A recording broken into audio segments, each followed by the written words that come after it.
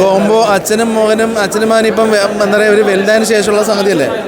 അപ്പോൾ അതുകൊണ്ട് തന്നെ മോന് പണ്ട് അച്ഛനും മകനും പണ്ടത്തെ ഒരു സിനിമ ആ ഒരു സംഭവം വേറെ ഇപ്പം കംപ്ലീറ്റ്ലി ടോട്ടലി മാറി. അപ്പം ഈ സ്റ്റോറിൻ്റെ ഫോർമാറ്റ് വേറെ സ്റ്റൈലാണ്. ഓവറോൾ നോക്കിയാൽ നല്ല സംഭവമാണ്. ഫസ്റ്റ് ഹാഫ് ആയിട്ടുള്ള ഇപ്പം ബാക്കിയും കൂടി കാണാം എന്നിട്ട് തീരുമാനിക്കാം. കോമഡിയാണ്, എൻ്റർടൈനറാണ്, ഫാമിലിയാണ്, നല്ല ജോണറാണ്. അടിപൊളി. ഫസ്റ്റ് ഹാഫ് അടിപൊളിയാണ്, നന്നായിട്ട് വന്നിട്ടുണ്ട്. ജയറാമേട്ടൻ്റെ ഒരു തിരിച്ചുവരവാണ്. ജയറാമേട്ടൻ്റെ കുറേ കാലം ശേഷം ജയറാമേട്ടൻ്റെ പഴയ ജയറാമേട്ടൻ നമ്മൾ വീണ്ടും കണ്ട ഒരു ഫീൽ കിട്ടുന്നുണ്ട്. ഓരോ ചെറിയ മാനറിസം പോലും നമുക്ക് ആ സാധനത്തിനകത്ത് കിട്ടുന്നുണ്ട്. സോ എല്ലാം അടിപൊളിയല്ലേ. ഒരു 23 വർഷം ശേഷം പിന്നെ നമ്മൾ കാണുമ്പോൾ പഴയ കാളിദാസനെ ആ ചിരിയും ആ ക്യൂട്ട്നെസ്സൊക്കെ അതുപോലെ തന്നെ നമുക്ക് ഫീൽ ചെയ്യും. പഴയ ആ പടത്തിനകത്ത് കാണുന്ന അതേ ഒരു ഫീൽ നല്ലതാണ്. നല്ല തമാശയും കാര്യങ്ങളൊക്കെ ഉണ്ട്. അടിപൊളി പടം. ജയറാമേട്ടനെ കുറേ നാളുകൾക്ക് ശേഷമാണ് ഇങ്ങനെ ഒരു പടം.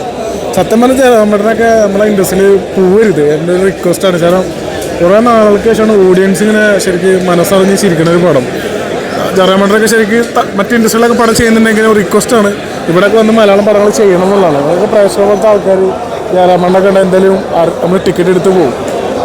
അടിപൊളി പടം, അടിപൊളി പടം. സത്യം പറഞ്ഞാൽ നമ്മളറിയില്ല, സമയം പോയതേ അറിയില്ല. എത്ര പെട്ടെന്ന് ഇൻ്റർവ്യൂ അയച്ചിട്ടാ. അടിപൊളി പടം, കിടിലം പടം, നല്ല കുടുംബചിത്രം, നല്ല ഇൻട്രസ്റ്റ് പടം. കാരണം നമ്മൾ ജയറാമിൻ്റെ മുൻകാലങ്ങളിൽ കണ്ട് ആ ഒരു ഗംഭീര ഒരു തിരിച്ചുവരവ് നടത്തിയിരിക്കുന്നത്. പിന്നെ അപ്പനും മോനുള്ള കോമ്പിനേഷൻ അടിപൊളി, നല്ല ഇൻട്രസ്റ്റ് ആയിട്ട് നമുക്കിപ്പോൾ ഇൻട്രോല്ല ഹാഫ് ടൈം തരാൻ കണ്ടിരിക്കാൻ പറ്റി. എല്ലാവരും ഒരു ഇതുമില്ല, നല്ല രസം.